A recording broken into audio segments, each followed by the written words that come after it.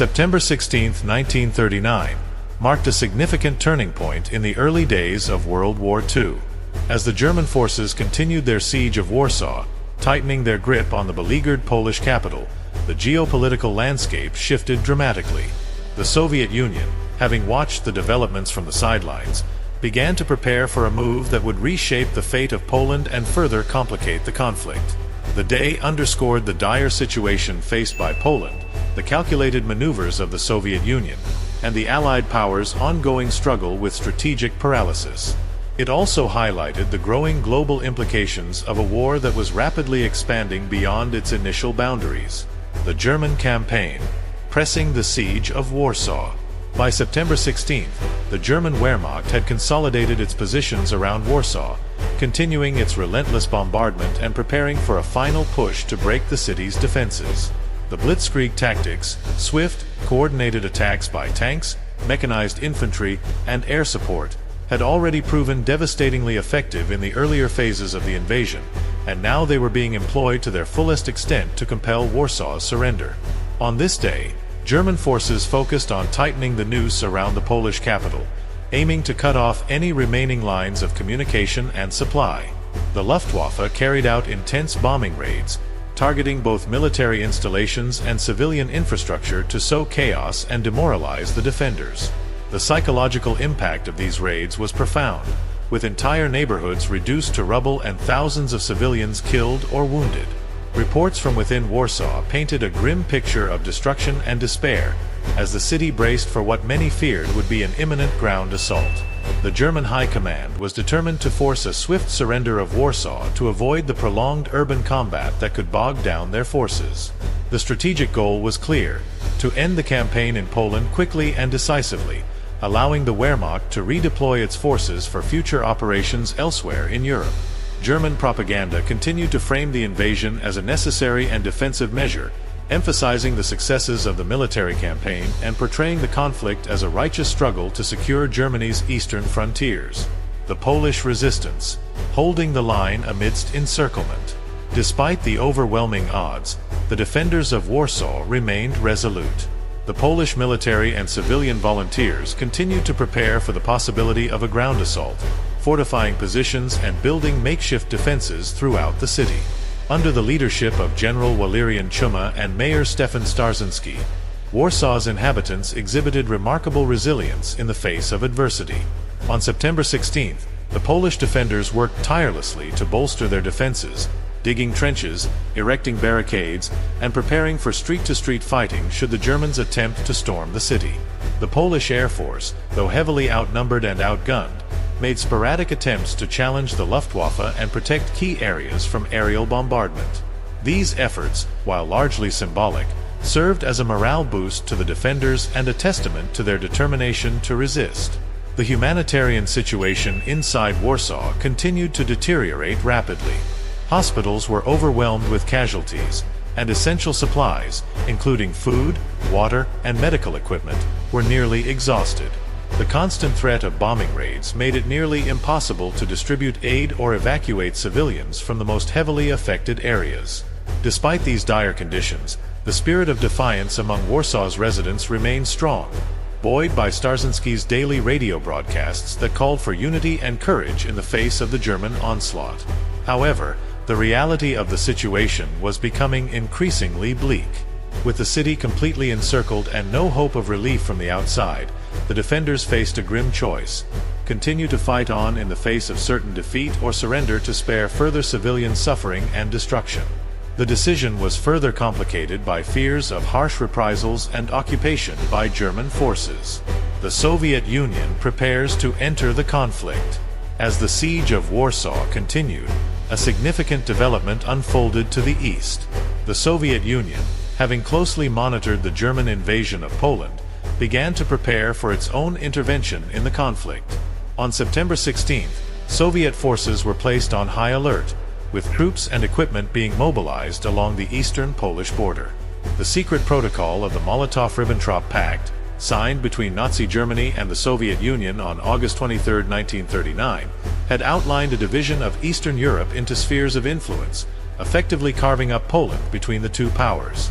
With the German forces advancing deep into Polish territory, the time was approaching for the Soviets to assert their interests in the eastern part of the country. Soviet propaganda continued to maintain a narrative of neutrality, presenting the conflict in Poland as a capitalist war of aggression that did not concern the Soviet state. However, behind the scenes, preparations for a military intervention were well underway. Soviet leaders, including Joseph Stalin, saw the disintegration of the Polish state as an opportunity to expand their influence and secure strategic territories in Eastern Europe. By September 16th, it was clear that a Soviet intervention was imminent, though the exact timing and nature of the move remained uncertain. The entry of the Soviet Union into the conflict would have profound implications for the fate of Poland and the broader strategic calculations of the Allied and Axis powers. The Allied response: continued hesitation and strategic dilemmas. As the situation in Poland grew more desperate and the prospect of Soviet intervention loomed, the Allied powers, particularly the United Kingdom and France, continued to face criticism for their lack of decisive action. The decisions made at the Abbeville Conference on September 12th, where British and French leaders had opted to delay any immediate offensive against Germany, left Poland isolated and struggling against two formidable adversaries. In the United Kingdom, Prime Minister Neville Chamberlain's government was increasingly under pressure to provide more substantial support to Poland.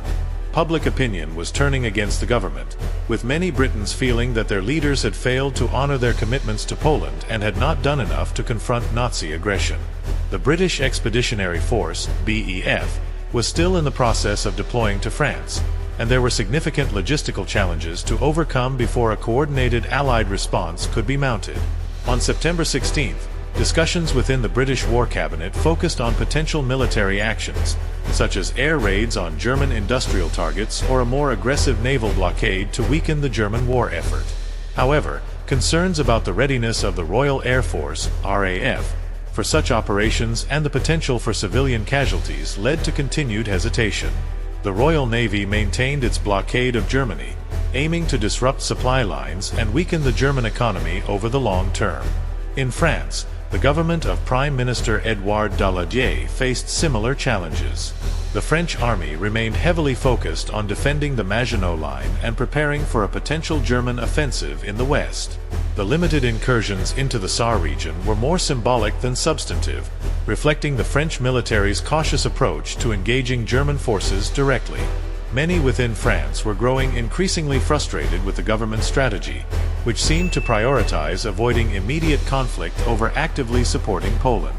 The failure of the Allies to launch a meaningful counteroffensive or provide significant direct support to Poland reflected broader strategic dilemmas. Both the British and French governments were wary of repeating the catastrophic losses of World War I and were concerned about the readiness of their forces for a prolonged conflict. However, this cautious approach also meant that Poland, their ally, was effectively left to face the combined might of Germany and the Soviet Union alone. International reactions, diplomatic maneuvers, and strategic recalculations.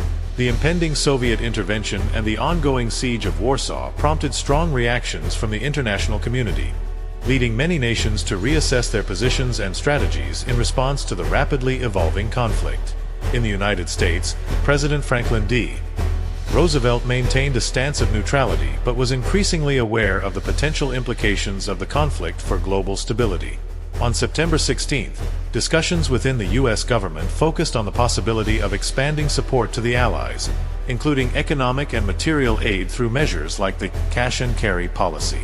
This policy, allowing belligerents to purchase arms from the U.S. provided they transported the goods themselves, gained further support as a means of aiding Britain and France while maintaining American neutrality. In Italy, Benito Mussolini's regime continued to advocate for a negotiated peace, positioning Italy as a potential mediator in the conflict. On September 16th, Mussolini reiterated his proposal for an international conference to resolve the war, seeking to bolster Italy's diplomatic standing while avoiding direct involvement in the conflict.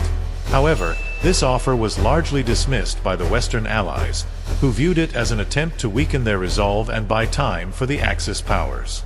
Other neutral nations, such as Switzerland, Sweden, and the Netherlands, continued to bolster their defenses and prepare for potential spillover from the conflict. These countries, aware of their strategic positions and vulnerabilities, sought to maintain their neutrality while preparing for potential threats from both the Axis and Allied powers. The situation was particularly tense in Belgium and the Netherlands, where fears of German invasion prompted increased military readiness and diplomatic efforts to secure guarantees of neutrality. Media coverage and global public opinion. On September 16th, media coverage around the world continued to focus on the dramatic events unfolding in Poland and the broader strategic implications of the war. Newspapers, radio broadcasts, and newsreels provided updates on the military situation and the responses of the belligerent nations, shaping public perceptions and understanding of the conflict. In the United Kingdom, the BBC and major newspapers like The Times and The Daily Telegraph reported on the worsening situation in Warsaw and the looming Soviet intervention. Coverage emphasized the resilience of the Polish defenders and the need for national unity and readiness for a prolonged conflict. Editorials called for increased support for Poland and debated the merits of launching an offensive against Germany versus continuing a more cautious approach. In France, newspapers such as Le Figaro and Le Monde highlighted the humanitarian crisis in Warsaw and the limited military actions in the Saar region. The French press reflected the public's growing anxiety and frustration with the government's perceived lack of decisive action. Opinion pieces called for greater coordination with the British and a more aggressive stance to support Poland, while others warned of the risks of escalating the conflict without adequate preparation. In Germany, state-controlled media continued to push the narrative of a justified war effort, emphasizing the successes of the Wehrmacht in Poland and the righteousness of Germany's actions. Propaganda outlets like Völkischer Beobachter and Der Angriff highlighted the military victories and portrayed the war as a defensive struggle against foreign aggression. The propaganda aimed to maintain public morale and support for the war effort, even as the realities of a prolonged conflict began to take shape. In the Soviet Union, state media maintained a facade of neutrality, reporting on the conflict in Poland with a tone of detached observation. However, there were hints in Soviet broadcasts and newspaper articles that suggested a readiness to act in the face of what was described as chaos and disorder in Eastern Europe. The narrative framed any potential Soviet intervention as a necessary step to restore peace and stability, positioning the USSR as a defender of order in contrast to the chaos wrought by the capitalist powers. Strategic implications and the road ahead. The events of September 16, 1939, underscored the rapidly changing dynamics of the conflict and the strategic dilemmas faced by all parties involved. For Poland, the day marked a moment of increasing desperation, as Warsaw prepared for a siege that would test its endurance and resolve. The looming Soviet intervention added another layer of complexity to an already dire situation, further isolating Poland and reducing its chances of effective resistance. For the United Kingdom and France, the day highlighted the difficulties of coalition warfare and the challenges of transitioning from peace to war. Both nations were still grappling with the realities of a conflict they had hoped to avoid and were faced with strategic uncertainties regarding how best to respond to the dual threats of Nazi Germany and Soviet expansionism. The debates over offensive versus defensive strategies, and the extent to which they could and should support Poland directly, reflected broader tensions within the Allied leadership that would continue to shape the early phases of the war. Internationally, the impending Soviet intervention prompted further reassessments and strategic recalibrations. The United States maintained its official stance of neutrality but was increasingly aware of the potential global implications of the conflict. Italy and other nations watched closely, each calculating how best to navigate the rapidly shifting geopolitical landscape to their advantage. Conclusion: a war deepening and global stakes rising. September 16, 1939, was a day of intensifying conflict and growing uncertainty, as the rapid German advance in Poland and the potential Soviet intervention highlighted the complexities of the early days of World War II. The unfolding events revealed the challenges of coalition warfare, the limits of pre-war planning and preparation, and the unpredictable nature of a conflict that was beginning to engulf much of Europe and threaten global stability.